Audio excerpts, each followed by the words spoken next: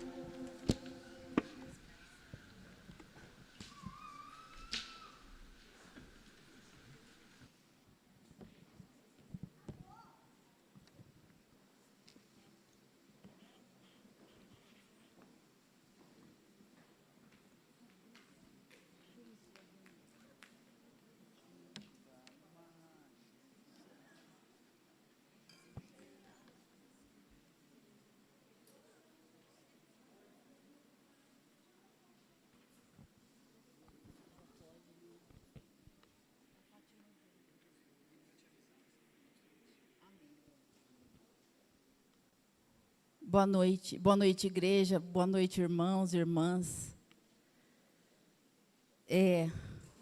O louvor é uma bênção. E eu não sei vocês, mas eu sou assim, quando eu venho para a igreja, o louvor e a palavra, eu espero o sobrenatural de Deus toda vez, porque tudo que eu converso durante a semana com o Beto, no domingo o Senhor tem uma resposta. E foi isso a vida inteira. No retiro, então, são respostas e respostas o tempo inteiro. Então, hoje eu estou com o braço com tendinite, está machucado, mas eu não estava conseguindo louvar, mas eu louvei com esse braço.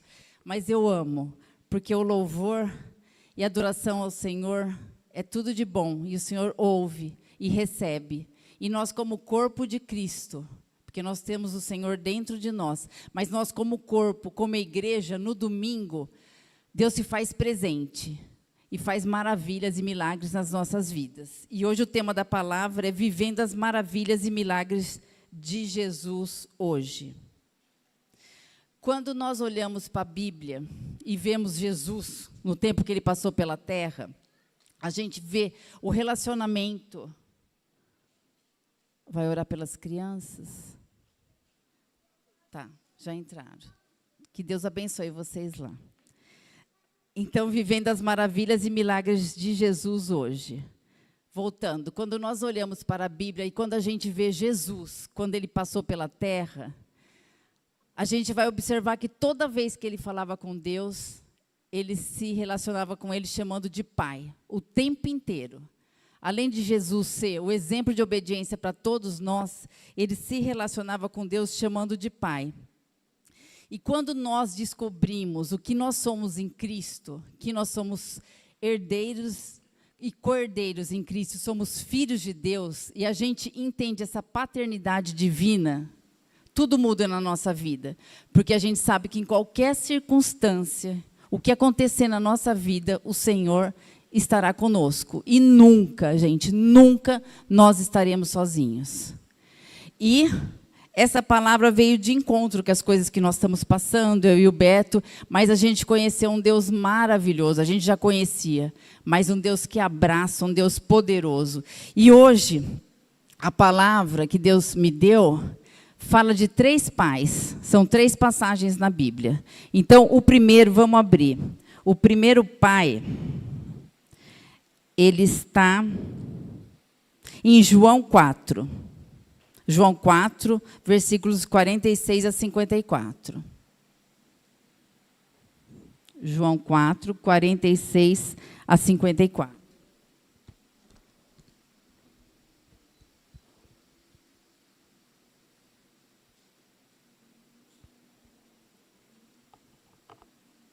Acho que já deu tempo de abrir, vou ler então. A cura do filho de um oficial do rei.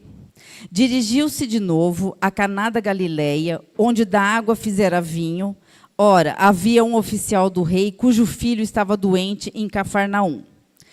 Tendo ouvido dizer que Jesus viera da Judéia para a Galileia, foi ter com ele e lhe rogou que descesse para curar seu filho, que estava à morte. Então Jesus lhe disse: se porventura não virdes sinais e prodígios, de modo nenhum crereis. Rogou-lhe o oficial: Senhor, desce, antes que meu filho morra. Vai, disse-lhe Jesus, teu filho vive. O homem creu na palavra de Jesus e partiu. Já ele descia quando seus servos lhe vieram ao encontro, anunciando-lhe que o seu filho vivia. Então indagou deles a que hora o seu filho se sentira melhor. Informaram: ontem, à 7ª, a febre o deixou.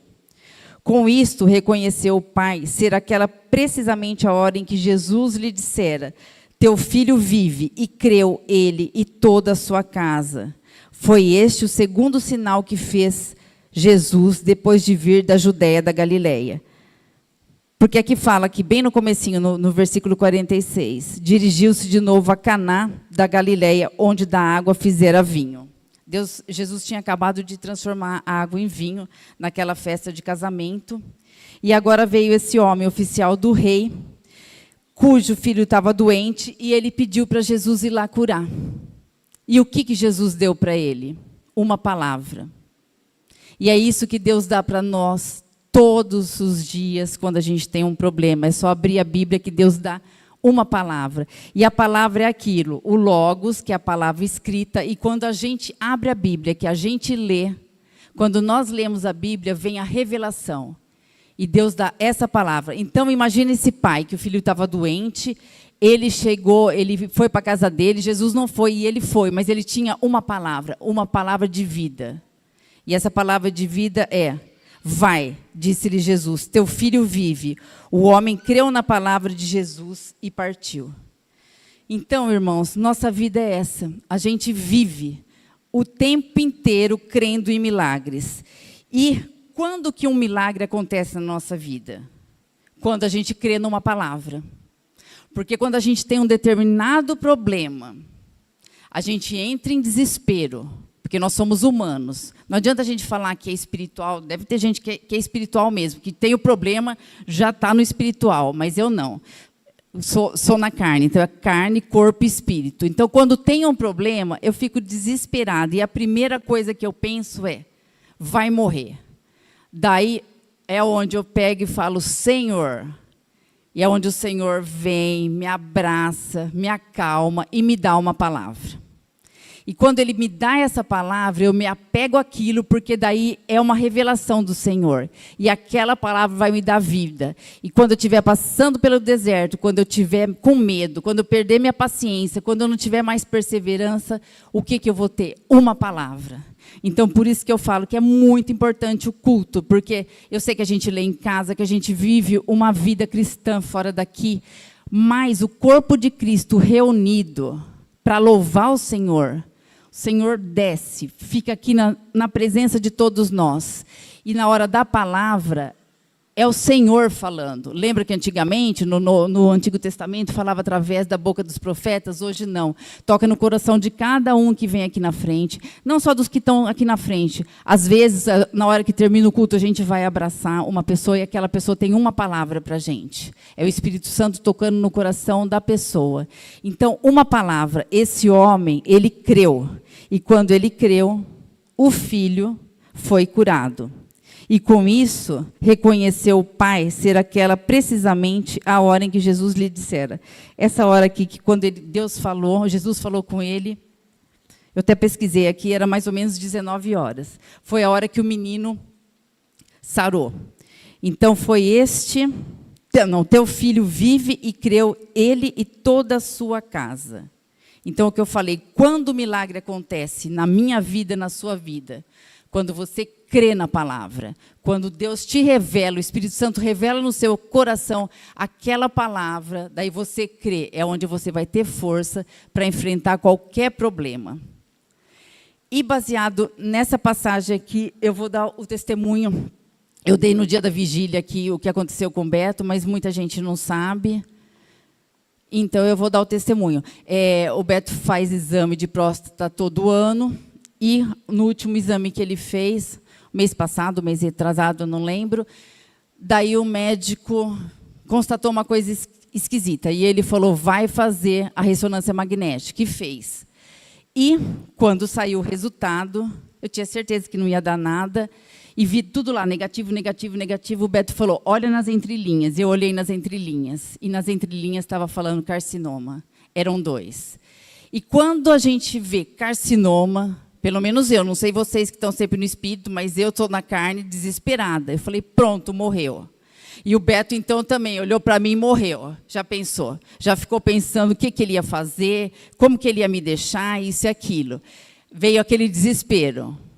Moral da história. Daí, naquele desespero, isso era segunda. Na terça-feira, a gente ia naquele encontro na Mefir, lá na igreja Mefir, com o Luiz Hermínio. Nós chegamos na terça-noite. Eu sempre chego louvando, que eu amo louvar, amo. Eu estava irritadíssima. Eu não sei se a gente estava nervoso por causa da situação. O Beto com dor de cabeça. Eu estava super irritada. Eu falava, Senhor, me tira daqui, me tira daqui. Eu não estava aguentando o louvor. E eu, que sou uma pessoa que amo louvar, mas eu estava muito irritada. E eu pedindo para o Senhor, me tira, me tira. E começou a tocar aquela música. Que ruge o leão e que a terra estremeça diante da majestade de Jesus. Eu canto mal, mas cantei. Daí o que aconteceu? Aquilo eu levantei, e aquilo que eu falo, aquele gatinho assustado, que quando a gente tem um problema, viro aquele gato assustado, que eu entro no meu quartinho de oração e falo, Senhor, aquele gato, quando vai aos pés do Senhor, volta um leão. E aquela música, aquele louvor foi entrando no meu coração, foi entrando, e eu fui me tornando tão forte, e agradecendo, e naquele momento o Senhor me deu uma visão. E a visão era o seguinte, a minha casa, no portão, ele colocou 2 anjos, e eram 2 anjos do Senhor, 2 anjos grandes, não é aqueles anjos pequenininhos. E a asa cruzava, assim, as asas do anjo, como se fosse uma proteção. Nisso eu vi a mão do Senhor, eu vi uma mão enorme na nossa porta, e ele, com o dedo, ele ungiu o portal da porta. E isso significa o quê? Lembra dos primogênitos no Egito? Deus falou, aqui a morte não entra. Esqueci de um detalhe, antes dele ungir, eu vi uma nuvem cinza em cima de casa, era a sombra da morte. E quando eu vi aquela mão, o Senhor ungiu, e eu senti na hora, o Espírito Santo tocou no meu coração e falou, aqui a morte não entra. E eu falei para o Beto, não vai morrer, não tem nada. Aliás, eu falei para ele, não vai dar nada. Mas eu interpretei errado essa visão. Porque aqui no louvor, no domingo seguinte, quando eu estava orando, clamando e adorando ao Senhor, o Espírito Santo veio e novamente tocou no meu coração. Ele falou, eu não falei que não vai dar nada. Eu falei que não é doença para a morte.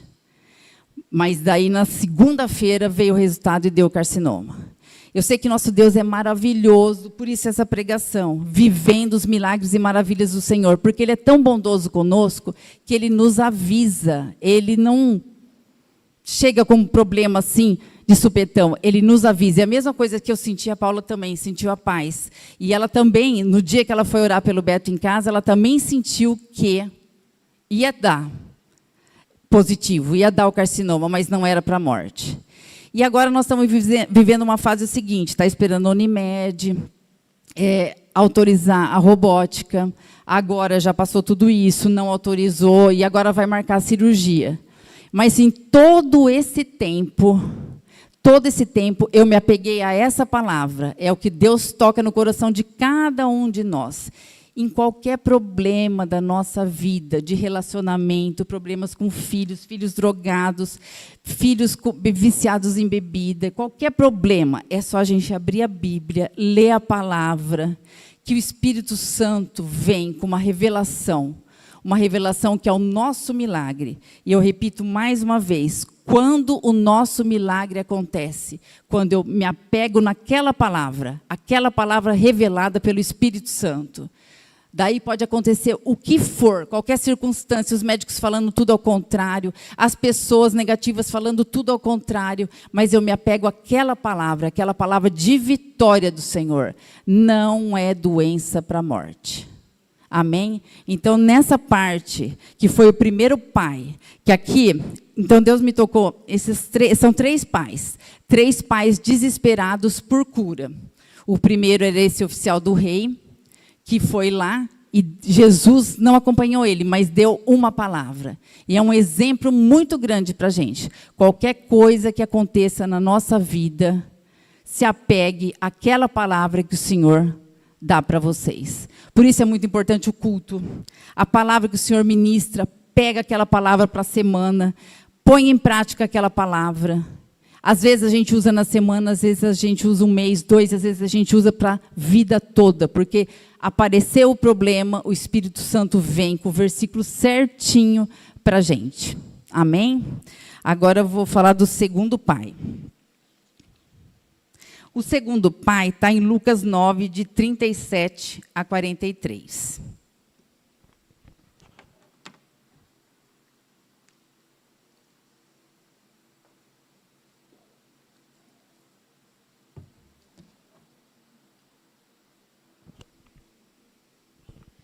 Lucas 9, de 37 a 43. A cura de um jovem possesso. No dia seguinte, ao descerem eles do monte, eu falei, Lucas 9, de 37 a 43, falei? Falei. Ah, tá, achei que eu não tinha falado, só estava lendo sozinha aqui.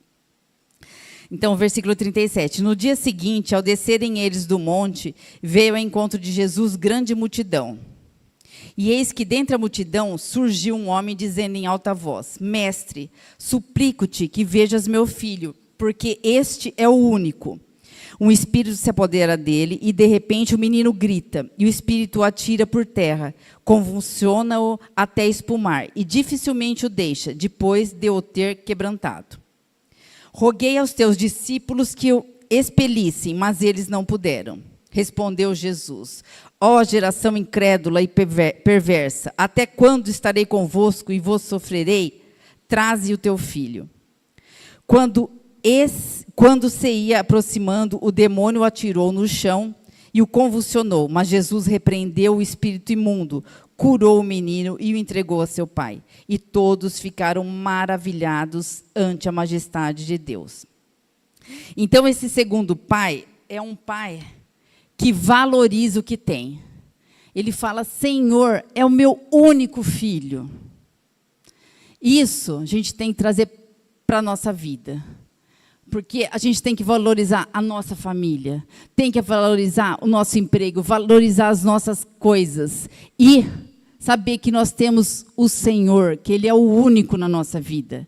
Que aconteça o que acontecer, Ele estará conosco.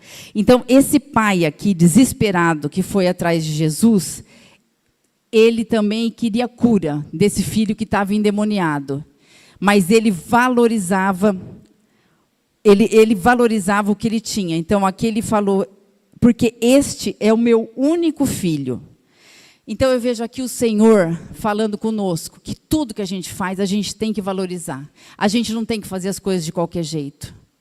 A hora que a gente vai clamar ao Senhor, às vezes eu falo para o Beto, não vamos orar assim, porque às vezes você ora só da boca para fora, não acontece nada. Quando você vai clamar ao Senhor, você tem que falar do íntimo do seu coração. Quando você clama, você pede, você fala o que você está sentindo, valoriza o que está acontecendo, o Senhor vem com o milagre dele.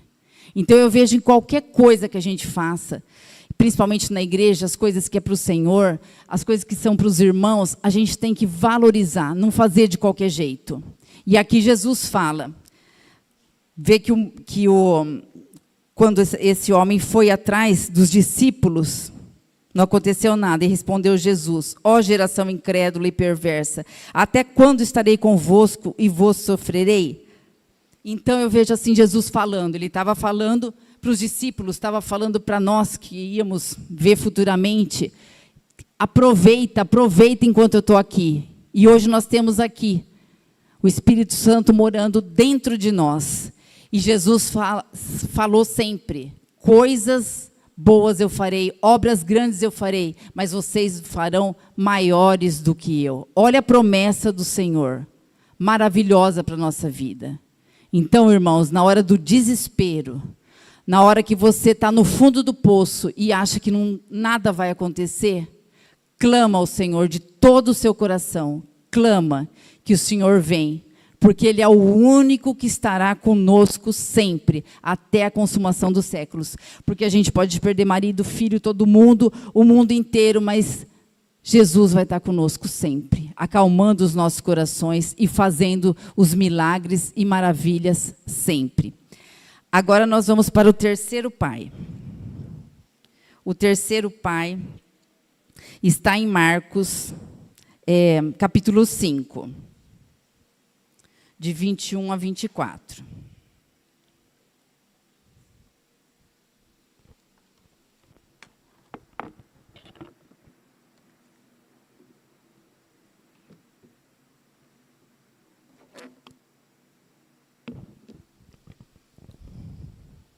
Esse terceiro pai é o Jairo, que também é bem conhecido, essa passagem.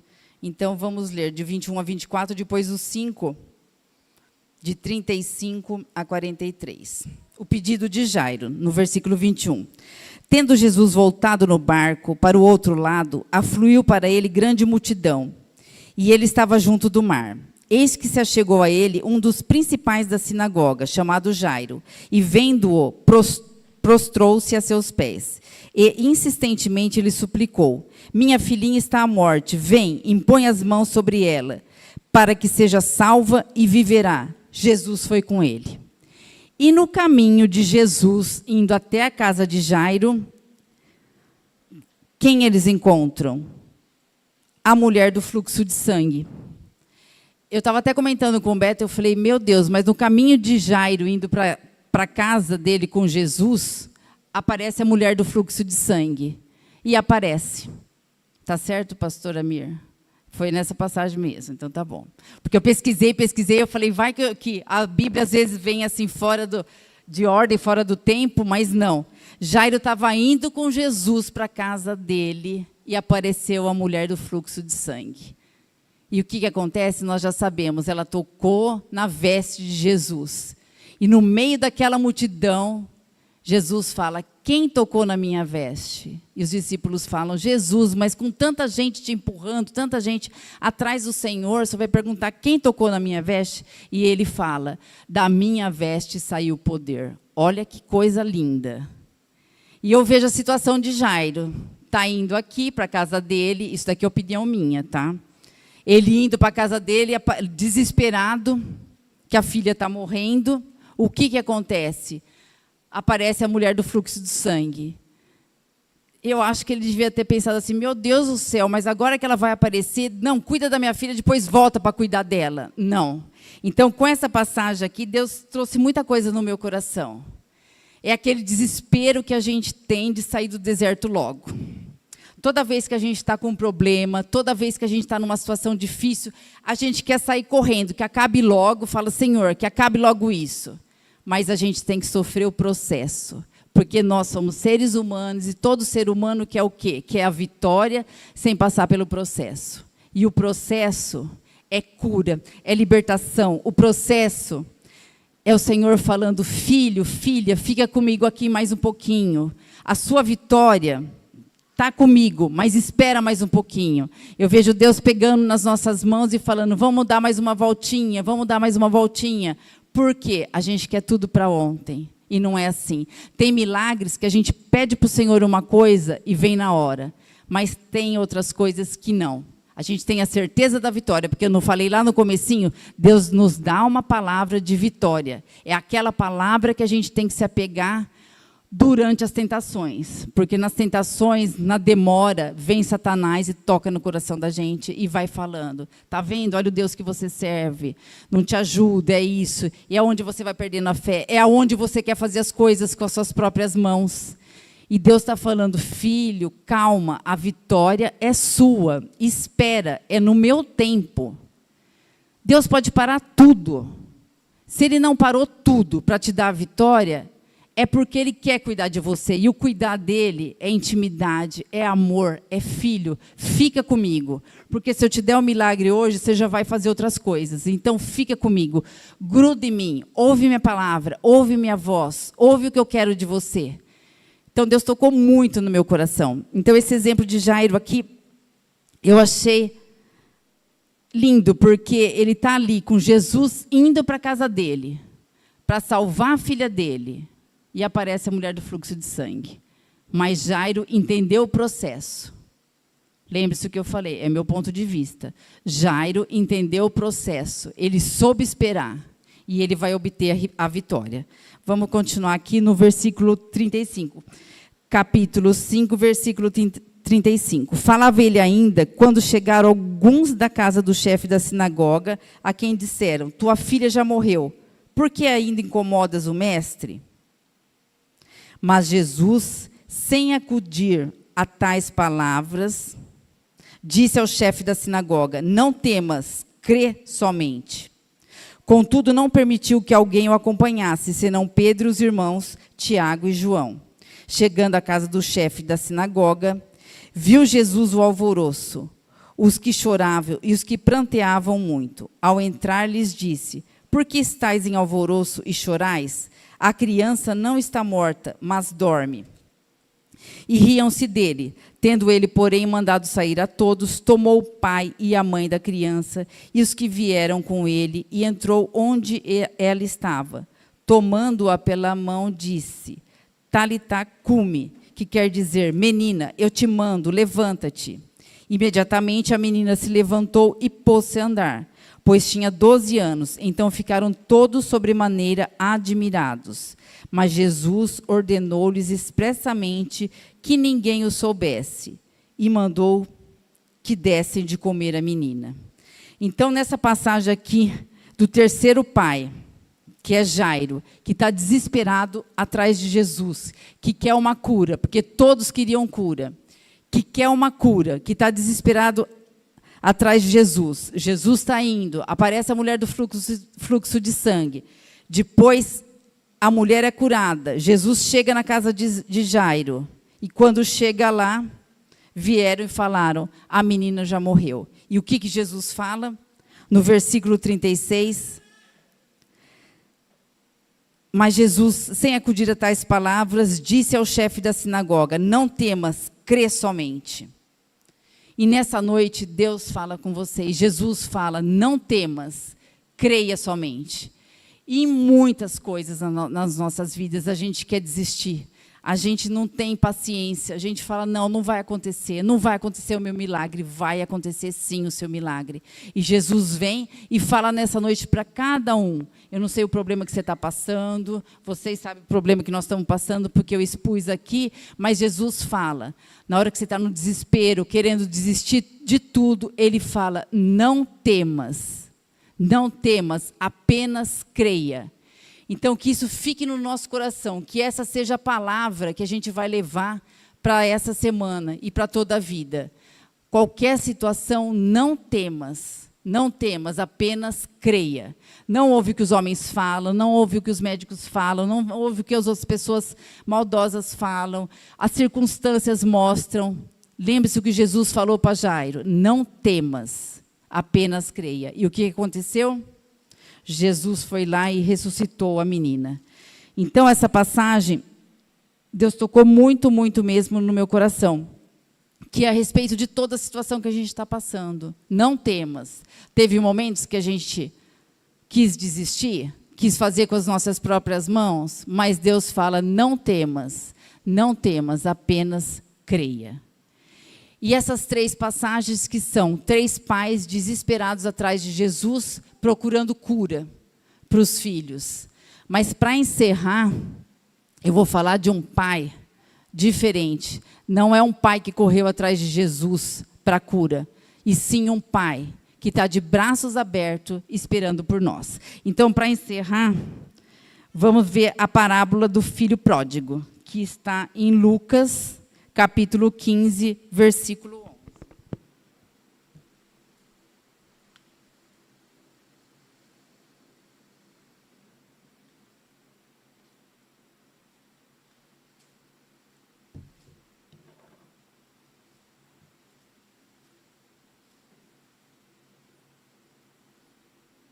Já vou ler. Lucas 15, versículo 11. Continuou, a parábola do filho pródigo. Continuou, certo homem tinha 2 filhos. O mais moço deles disse ao pai, pai, dá-me a parte dos bens que me cabe, e ele lhes repartiu os haveres. Passados não muitos dias, o filho mais moço, ajuntando tudo que era seu, partiu para uma terra distante e lá dissipou todos os seus bens, vivendo dissolutamente. Depois de ter consumido tudo, sobreveio àquele país uma grande fome, e ele começou a passar necessidade. Então ele foi e se agregou a um dos cidadãos daquela terra, e este o mandou para os seus campos a guardar porcos. Ali desejava ele fartar-se das alfarrobas que os porcos comiam, mas ninguém lhe dava nada. Então, caindo em si, disse, quantos trabalhadores de meu pai têm pão com fartura, e eu aqui morro de fome? Levantar-me-ei e irei ter com meu pai, e lhe direi, pai, pequei contra o céu e diante de ti. Já não sou digno de ser chamado teu filho, trata-me como um dos teus trabalhadores. E levantando-se foi para seu pai. Vinha ele ainda longe, quando seu pai o avistou, e compadecido dele, correndo, o abraçou e beijou. E o filho disse, pai, pequei contra o céu e diante de ti.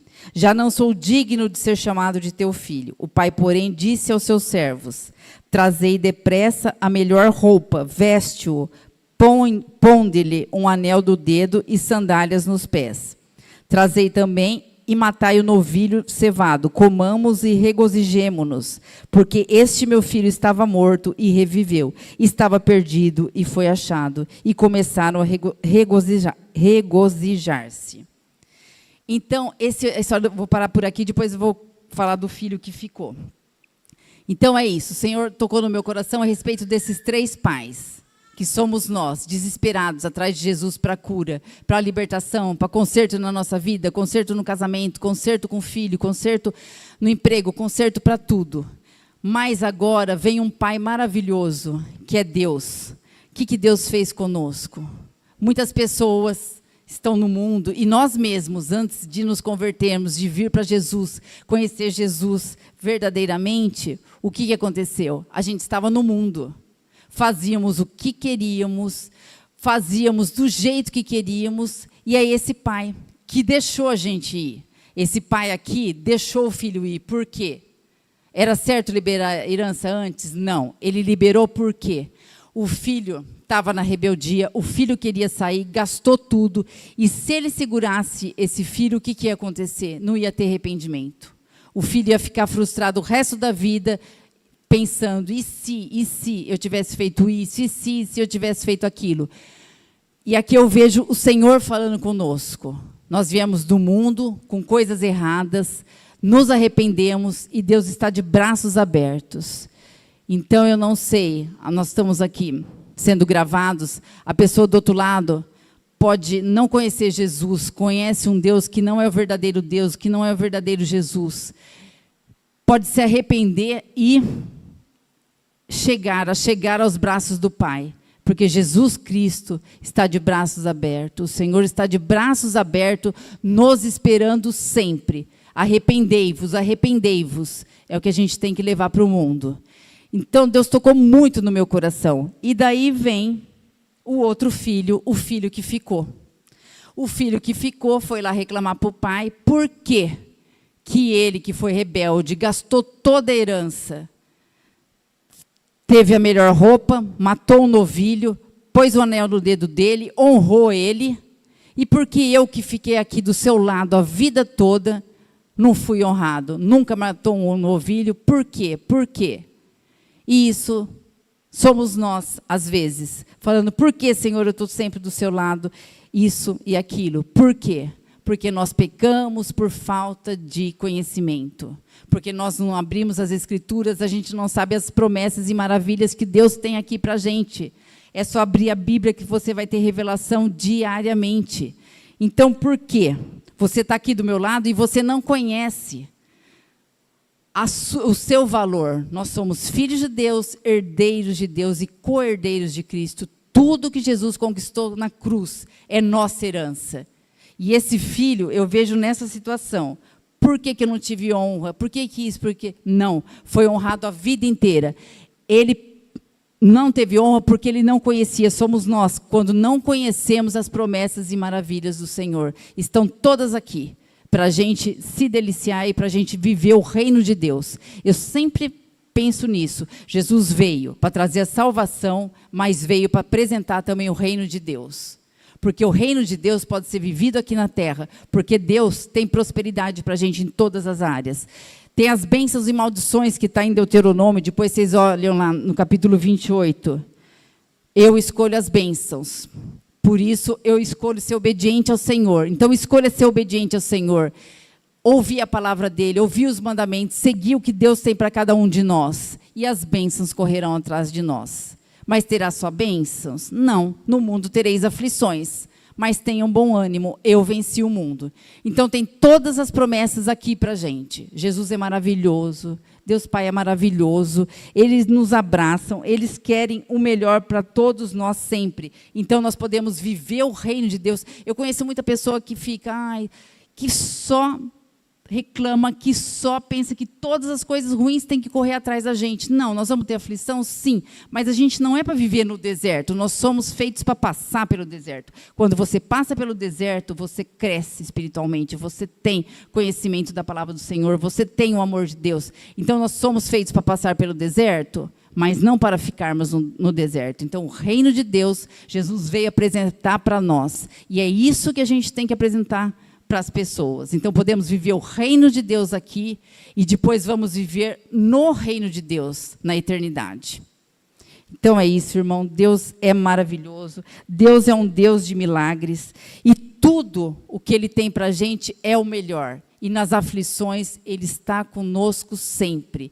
E não vamos desistir, porque na hora de desistir, na hora de não perseverarmos, lembre-se, apenas creia. Creia. E é isso que Deus tocou no meu coração e na minha vida nesse mês todo.